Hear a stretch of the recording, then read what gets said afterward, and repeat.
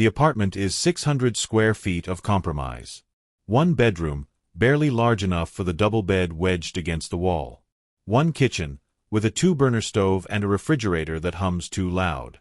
One bathroom with a shower that drips at odd hours. One living room that doubles as dining room, office, storage closet, and the only space where 2 people can sit without touching. It is not much, but it is theirs. The bed, in particular, tells their story better than any photograph ever could. On the left side, closest to the window with blackout curtains duct taped to the frame, the sheets are cold. A phone charger snakes across the nightstand, coiled beside a half-empty glass of water that has sat there for 3 days. A book lies face down, spine cracked, pages dog-eared, The Architecture of Loneliness, some philosophy text picked up at a second-hand shop and never quite finished. On the right side, farther from the window, closer to the door, the sheets smell faintly of vanilla and coffee grounds. A battered alarm clock ticks stubbornly, set to 5 a.m. every morning without fail. A pile of coins sits in a chipped mug, tips, mostly, collected in small copper and silver fragments. A Polaroid is taped to the wall just above the pillow. 2 people, smiling, arms around each other, sunset bleeding orange behind them. It is the only photo in the apartment where they are both awake at the same time. The left side of the bed belongs to Michel Carson. The right side belongs to Maren Collinsway. They have lived together for 2 years. They have not had a full conversation in 6 months. Maren wakes to the sound of the alarm at 5 a.m., as she always does. The room is dark. The blackout curtains do their job too well, trapping the space in a permanent twilight. She fumbles for the clock, silences it with a practiced slap, and sits up slowly, blinking against the exhaustion that clings to her like a second skin. The left side of the bed is occupied. Michel lies on his back, one arm flung over his eyes, chest still. He does not breathe the way living things do. No rise and fall, no soft rhythm of sleep. He simply is motionless, silent. A sculpture of a man who will not wake for another 13 hours. Maren leans over carefully, brushing a strand of dark hair from his forehead. His skin is cool beneath her fingertips. "Good morning," she whispers, though she knows he cannot hear her. She kisses his temple, a brief press of warmth against cold marble, and slides out of bed. The apartment is freezing. The heating broke 2 weeks ago, and the landlord has promised to send someone soon, which in landlord speak means maybe never. Maren pulls on a hoodie, Michel's, oversized and smelling faintly of him, something like aged wood and winter nights, and pads barefoot into the kitchen. The counter is cluttered with evidence of their separate lives. On her side, a French press, a bag of cheap coffee beans, a chipped mug that says "World's Okayest Human," a stack of bills she has been avoiding. On his side, a bottle of dark liquid she does not ask about, a glass, unused, a folded piece of paper with her name on it. Her heart skips. She reaches for the note. The handwriting is elegant, old-fashioned, the kind that belongs on wedding invitations and library archives. "You forgot your scarf again. It's on the hook by the door. Also, the leftover soup in the fridge is still good, even if it's been there since Thursday. Eat something today that isn't caffeine. I miss you, MC." She smiles, small and sad, and folds the note carefully. She tucks it into the pocket of the hoodie, where it joins half a dozen others, paper soft from being read and reread. She makes coffee. The ritual is automatic. Grind the beans, boil the water, pour, wait. The smell fills the tiny kitchen, cutting through the cold. She wraps her hands around the mug and leans against the counter, staring at the window. Outside, the city is still waking. Streetlights flicker off one by one. A garbage truck rumbles past. Somewhere, a dog barks. Maren drinks her coffee and watches the sky lighten from black to deep blue to bruised gray. By 5:47 a.m., she is dressed. Jeans, sneakers, the scarf Michel left for her. She writes her own note on the back of his, in hurried print. "MC, thank you. I'll try. No promises. I miss you too." She leaves it on his pillow, where he will see it when he wakes at sunset. Then she slips out of the apartment, locking the door softly behind her. The café is called Morning Glory, which Maren finds both charming and slightly tragic. It sits on a corner 2 blocks from the apartment, wedged between a laundromat and a convenience store that is always, inexplicably, out of milk. The café is small, warm, and persistently cheerful in a way that makes Maren feel both comforted and exhausted. She has worked here for 3 years. The owner, a woman in her 60s named Ida with silver-streaked hair and a laugh like wind chimes, greets her at the door. "Morning, sunshine," Ida says. "Morning," Maren replies, tying on her apron. "You look tired," Ida observes. "I'm always tired," Maren says. "Fair," Ida concedes. "Coffee's fresh. Muffins are in the oven. Try not to burn anything today." "That was one time," Maren mutters. Ida grins and disappears into the back. The café fills slowly. First come the early risers, runners in expensive sneakers, grabbing protein smoothies and oat milk lattes. Then the commuters, bleary-eyed and impatient, ordering double-shot espressos to go. Then the lingerers, students with laptops, retirees with newspapers, freelancers pretending to work while scrolling their phones. Maren moves through the shift on autopilot. Smile. Take the order. Make the drink. Ring it up. Repeat. Her hands know the rhythm. Espresso machine hiss, milk frother scream, the satisfying thunk of the portafilter. She pours latte art without thinking. Hearts, ferns, the occasional wobbly swan. A regular named Colin orders his usual. Americano, no sugar, extra hot. "You doing okay, Maren?" he asks, because Colin is kind in that awkward, well-meaning way. "Yeah," she says. "Just tired." "You're always tired," he says. "That's what I keep hearing," she replies. He laughs and leaves a tip in the jar. By mid-morning, the rush has eased. Maren leans against the counter, stealing a moment to check her phone. No messages. Michel will still be asleep, of course. He does not wake until the sun dips below the horizon, which today will be around 6:14 p.m. She has 12 hours to go. She scrolls through old texts instead, reading conversations from months ago. Michel, what time do you finish tomorrow? Maren, 3 p.m. Why? Michel, I'm trying to shift my schedule. Maybe we can overlap for dinner? Maren, that would be amazing. Let me know. Michel, I will. That conversation is from 4 months ago. They never had that dinner. She locks her phone and gets back to work. Michel wakes at 6:14 p.m., exactly as the last sliver of sun dips below the rooftops. The blackout curtains hold the room in artificial night, but he feels the change in his bones, a loosening, a return. The daylight paralysis lifts like a weight sliding off his chest. He sits up slowly, running a hand through his hair. The apartment is silent. Maren's side of the bed is empty, sheets tangled, pillow still holding the faint impression of her head. He reaches for the note on her pillow. Her handwriting is hurried, looping, the letters leaning forward like they are in a rush to be read. He smiles faintly. I miss you too. He folds the note and tucks it into the drawer of his nightstand, where a small stack of similar notes has been growing for months. He gets up. The apartment is warmer now. Maren must have turned on the space heater before she left. He finds it humming softly in the corner of the living room, glowing orange. The kitchen counter holds evidence of her morning.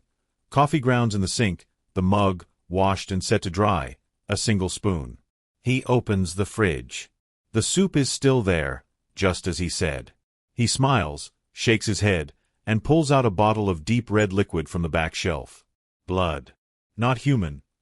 He gave that up years ago, for reasons both practical and moral. This is synthetic, lab-grown, purchased discreetly from a medical supplier who does not ask too many questions. It tastes wrong, metallic and flat, but it keeps him functional. He pours a glass, drinks it quickly, and washes the glass immediately. Maren knows what he is. She has known since the beginning. But he does not like to leave reminders lying around. By 7 p.m., he is dressed. Black jeans, a dark button-down, boots. He checks his reflection in the bathroom mirror out of habit, even though the reflection is always there.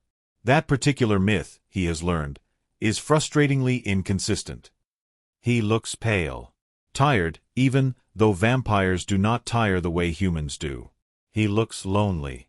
He grabs his keys, his phone, his coat. On the small table by the door, he leaves a new note. Heating is back on. Landlord finally sent someone. Also, I restocked the coffee. The good kind, not the gas station stuff. Call me at sunset if you can. MC. He locks the door behind him and steps into the night. The bar is called Tenebrae, which means darkness in Latin. It is not listed on any map. It does not have a website. You do not find it unless you are looking, and you do not look unless you already know. It sits in the basement of an old building on the east side, down a flight of stone steps worn smooth by centuries of feet. The door is unmarked. The bouncer is a tall, broad woman named Saskia who can smell a human from 20 paces and does not let them pass. Michel nods to her as he enters. "Evening, Carson," she says. "Evening," he replies. Inside, the bar is dim and lush, lit by candles and low amber bulbs that cast everything in shades of gold and shadow. The walls are lined with dark wood, the floors scuffed stone. The air smells like aged whiskey, iron, and something older, time, maybe, or memory. The patrons are all vampires. Some are old, centuries etched into their posture and the way they hold their glasses. Others are young, decades instead of centuries, still learning how to move through the world without flinching at sunlight they can no longer touch. Michel works behind the bar. He has been here for 5 years, ever since he needed a job that would not ask questions about his daylight availability. The pay is decent. The tips are better. The clientele, for the most part, leave him alone. Tonight, the bar is busy. A woman with silver hair and black-painted nails orders a glass of O-negative, chilled. A man in a suit that looks like it belongs in a different century asks for whiskey, neat, and does not drink it, just holds it and stares into the amber liquid like it holds answers. Michel pours, mixes, listens. Vampires talk when they drink, even if they are not drinking blood. They talk about the old days, the new days, the ways the world has changed, and the ways it has stayed ruthlessly the same. "You hear about the new policy?" one patron mutters.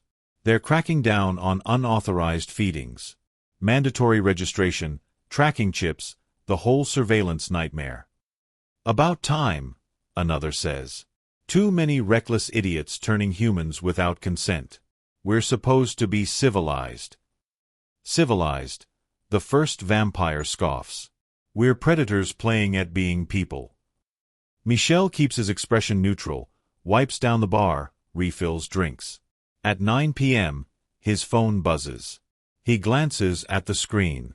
"Maren, got your note. Thank you for the coffee. Heating is amazing. I love you." His chest tightens. He types back quickly, one-handed, while pouring a drink with the other. "Michel, I love you too. How was the café?" 3 dots appear. Disappear. Appear again. Maren. Busy. Tiring. Normal. How's the bar? Michel. Same. Quiet crowd tonight. Missing you. Maren. Miss you too. I'm going to try to stay up late tonight. Maybe we can video call? Michel. I'd like that. Call me whenever. I'll answer. Maren. Okay. Love. He pockets his phone, something warm flickering in his chest despite the cold. Maren gets home at 4 p.m. Her shift at the cafe ended at 3, but she stopped at the grocery store on the way back, picking up things they were running low on: bread, eggs, the good coffee Michel mentioned. The apartment is dark when she unlocks the door. Michel is still asleep. She moves quietly, setting down the groceries, putting things away. She peeks into the bedroom. He is exactly where she left him that morning, motionless, peaceful. She resists the urge to climb into bed beside him. Instead, she makes herself a late lunch: toast, scrambled eggs, reheated soup. She eats standing at the counter, scrolling through her phone. A text from her friend Lydia pops up. Lydia. Drinks this Friday? Maren. Can't. Sorry. Working. Lydia. You're always working. Maren. I know. Lydia. When was the last time you saw Michel? Maren stares at the message. She does not know how to answer that. She saw him this morning. Technically, while he was unconscious. She saw him 2 weeks ago, for about 15 minutes, when their schedules briefly overlapped and they sat on the couch together in exhausted silence, too tired to talk, just holding hands. Maren, it's complicated. Lydia, it always is with you too. Lydia, you know this isn't normal, right? Maren locks her phone. She finishes her food, washes the plate, and curls up on the couch with a blanket. She sets an alarm for 11 p.m. If she can stay awake that long, she and Michel can call. She closes her eyes. Sleep pulls her under before she means to let it. The alarm wakes her at 11 p.m. She jolts upright, disoriented, heart pounding. The apartment is dark. The bedroom door is open. The bed is empty. Michel is gone. Already at work. She grabs her phone. 3 missed texts. Michel, 7:32 p.m. heading to work. Sleep well. Michel, 9:15 p.m. still want to call tonight? Michel, 10:48 p.m. you must be asleep. That's okay. Rest. I'll see you tomorrow. Sort of. She curses under her breath, guilt twisting in her stomach. She calls him. It rings twice. Maren. His voice is low, cautious, hopeful. I'm so sorry, she says. I fell asleep. I set an alarm, but It's okay, he says quickly. You needed the rest. I wanted to talk to you, she says. We're talking now, he points out. She laughs, a tired, ragged sound. I know, but it's not the same. No, he agrees quietly. It's not. In the background, she hears the low hum of music, the clink of glasses. The bar. Busy night? She asks. Moderate, he says. A few regulars. One new face. Nothing dramatic. Good, she says. Silence stretches. She hates how awkward this feels. They used to talk for hours. About everything and nothing. Now every conversation feels like they are both trying too hard, both aware of the clock ticking, both running out of things to say that do not hurt. How was the café? He asks. Fine, she says. Same as always. Colin tip well? She smiles. He did, actually. Asked if I was okay. What did you say? That I was tired. Accurate, Michel says. Another silence. I miss you, she says, and hates how small her voice sounds. I miss you too, he replies. Every night. Every single one. Her throat tightens. This is stupid, she says. We live in the same apartment. We share a bed. We should be able to see each other. I know, he says. So why can't we? She asks, frustration bubbling up. Why can't we just fix this? Because I can't change what I am, he says quietly. And you shouldn't have to. That's not what I meant. I know, he says. But it's still true. She bites her lip, fighting the sting of tears. I love you, she says. I love you too, he replies. That's the worst part. If I didn't, this would be easier. She laughs bitterly. Yeah. A voice calls his name in the background. Someone at the bar needs a drink. I have to go, he says. I'm sorry. Don't be, she says. Go. I'll see you tomorrow. Tomorrow, he echoes. The line goes quiet. She sits in the dark apartment, phone in her lap, and cries. The days blur together. Maren wakes at 5 a.m. Michel sleeps. She works. He sleeps. She comes home. He wakes. She sleeps. He works. They leave notes. They send texts. They steal minutes on the phone when their schedules barely overlap. But they do not see each other. Not properly. Not the way two people who love each other are supposed to.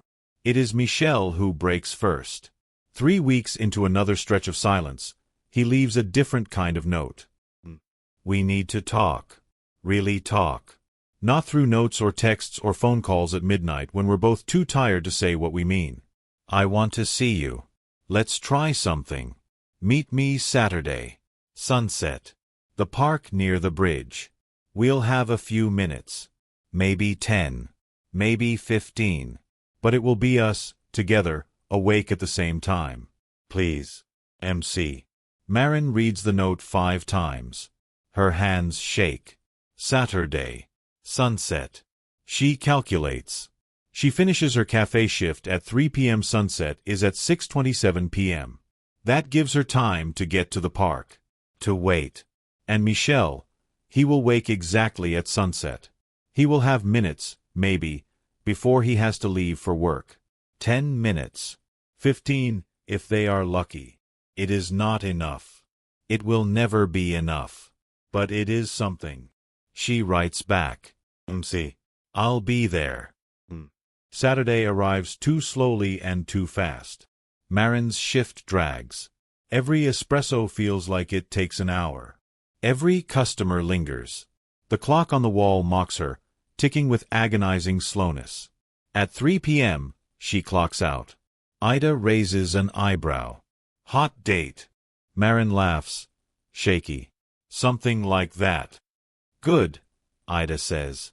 You deserve it. Maren rushes home. She showers. Changes into something that is not covered in coffee stains. Brushes her hair. Stares at herself in the mirror and wonders when she started looking so tired. By 5:30 p.m., she is at the park. It is a small green space wedged between two busy streets, with a narrow path that winds past benches and flower beds and a sad little fountain that has not worked in years. A bridge arches over a man-made pond, painted red, chipped and faded. She sits on one of the benches near the bridge and waits. The sky is still bright, pale blue fading to gold at the edges. The air is cool. A few people walk past, joggers, dog walkers, a couple holding hands. She checks her phone. 6:10 p.m. 17 minutes until sunset. Her heart pounds. At 6:20 p.m., the light begins to shift. The blue deepens. The gold spreads, rich and warm. Shadows lengthen. At 6:25 p.m., she sees him. Michel appears at the far end of the bridge, moving fast, almost running. He is dressed simply, jeans, a jacket, hair disheveled like he barely had time to comb it. Their eyes meet. Her chest clenches. She stands. He crosses the bridge in seconds, closing the distance between them. And then they are together. He stops a breath away, hands lifting to her face, fingers trembling. Hi, he says, voice raw. Hi, she replies, and she is crying, she realizes, tears hot on her cheeks. He kisses her. It is desperate and soft and achingly real. His hands cradle her face like she is something fragile and precious. Her fingers twist in his jacket, holding on. When they break apart, he rests his forehead against hers. I forgot, he whispers, what you look like when you smile. She laughs, broken and bright. I forgot what your voice sounds like in person. They sit on the bench, hands clasped, knees touching. For a moment, they just breathe. How long do we have? She asks. He checks his phone. 12 minutes. Maybe less. I have to be at the bar by 7. I know, she says. This is insane, he says. I know, she says again. He squeezes her hand. Tell me something. Anything. Something I don't know, she thinks. I've been keeping all your notes, she says. Every single one. They're in a box under the bed. His eyes widen. All of them. All of them, she says. He smiles. I've been keeping yours too. In my nightstand drawer. She laughs. We're ridiculous. Completely, he agrees. Tell me something, she says. He hesitates. I've been trying to find a way to switch my schedule, he says. To work mornings. Afternoons. Anything. But no one hires vampires for daylight shifts, and the bar won't let me go. I've looked everywhere, Maren. I can't fix this. Her heart breaks. It's not your fault, she says. It feels like it is, he says. It's not, she insists. You didn't choose to be this way. No, he says. But I chose you. And I can't give you what you deserve. Stop, she says, fierce. You are what I deserve. He looks at her, eyes bright and pained. Maren. I mean it, she says. I don't care if we only get 10 minutes. I don't care if we only get 5. I would rather have 5 minutes with you than a lifetime with anyone else. His breath catches. You say that now, he says. But what about in a year? 5 years? 10? When you wake up and realize you've spent your entire life loving someone you never see. Then I'll still choose you, she says. You don't know that, he says. I do, she says. He closes his eyes. I'm afraid, he admits, voice barely audible. That one day you'll stop leaving notes. That you'll stop waiting. That you'll meet someone who can be there for you in all the ways I can't. I'm afraid of that too, she says honestly. Not because I want to leave. Because I'm terrified that loving you isn't enough. That we'll break under the weight of this. He opens his eyes. So what do we do? He asks. She does not have an answer. The sun dips lower. The light softens, golden and warm and fleeting. We have 3 minutes, he says, voice tight. She nods. They sit in silence, holding each other, watching the sky bleed orange and pink. A jogger passes. A dog barks in the distance. The fountain drips uselessly. And then the sun touches the horizon. Michel's phone buzzes. He ignores it. You have to go, Maren says. I know, he says. They'll be angry if you're late, she says. I don't care, he says. Michel. I don't care, he repeats, voice fierce. Let them be angry. Let them fire me. I am not leaving you. Not yet. You have to, she says, even though it is killing her. I don't want to, he says. I know, she says. But we'll do this again. Next week. Next month. Whenever we can. He looks at her. Will we? He asks. Or will this be the last time? The question hangs. I don't know, she whispers. He kisses her again, slow and aching and full of all the words they have not said. When they pull apart, the sun is gone. The sky is deep blue, bleeding into black. He stands. She stands. They do not let go of each other's hands. I love you, he says. I love you too, she says. I'll see you tomorrow, he says. Maybe, she says. His face crumples. Maren. I'll try, she says quickly. I promise I'll try. He nods. And then he lets go. He walks away, back across the bridge, into the gathering dark. She watches him until he disappears. Then she sits back down on the bench and cries until the stars come out. The apartment is empty when she gets home. She does not leave a note. She crawls into bed, into the cold sheets on Michel's side, and buries her face in his pillow. It smells like him. She falls asleep there. Hours later, she does not know how many, she wakes to the sound of the door unlocking. Footsteps. Soft. Careful. The bedroom door opens. Michel stands in the doorway, silhouetted by the dim light from the living room. Maren, he whispers. She does not move. He crosses the room, sits on the edge of the bed. I know you're awake, he says gently. She turns over. His face is shadowed, but she can see the exhaustion there, the grief. I couldn't do it, he says. I got halfway to the bar and turned around. I quit. Over text. They're furious, but I don't care. She sits up, heart pounding. Michel, you need that job. I need you more, he says. I'll find something else. Something with daylight hours. I don't care if it's harder. I don't care if it pays less.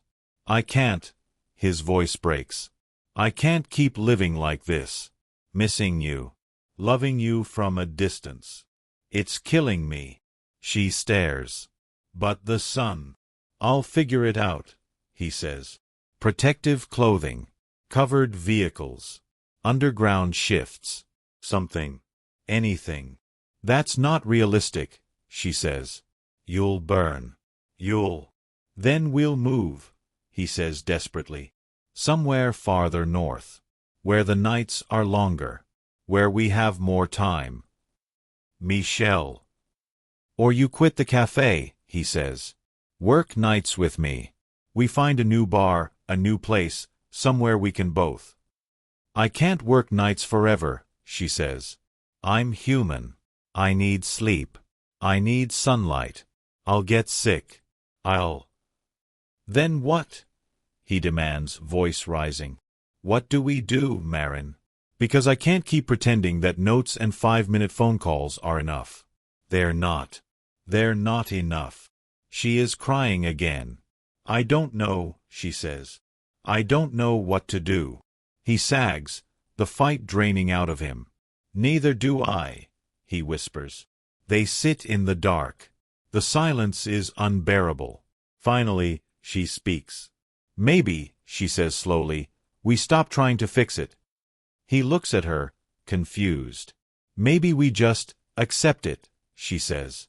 Accept that this is what we are. A daylight girl and a nighttime boy. A love that exists in stolen minutes and written words.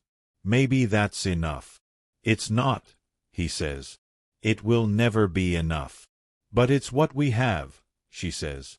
And if we keep fighting it, if we keep trying to force something that doesn't fit, we'll break. He closes his eyes. I don't want to lose you, he says. You won't, she says. As long as we keep choosing each other. Even if it's hard.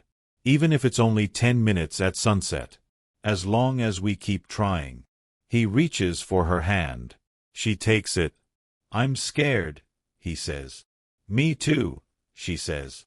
They lie down together, side by side, hands clasped. For a few hours, they exist in the same space, the same time. She will wake at 5 a.m. He will sleep until sunset. But for now, they are together. And that is enough.